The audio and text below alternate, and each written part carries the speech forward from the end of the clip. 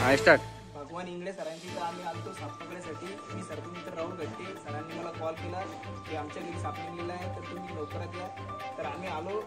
तर आम्ही इथे साप पकडलेला आहे. या सापाचं नाव आहे पानदेवळ. ज्याला पाण्यातला साप आहे.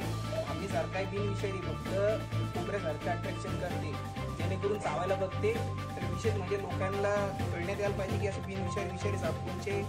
तर एकदा तुम्ही याच्याकडे बघून घ्या. सेम कोबऱ्यासारखं असते फक्त याला पानदेवळ म्हटलं. पाण्यातलं साप आहे, बिनविषारी आहे आणि चावते का चावण्याचे खूप प्रयत्न करते खूप जास्त. जेणेकरून माणसांना याला घ्यायला पाहिजे याच्यासाठी हा चावण्याचे प्रयत्न करते.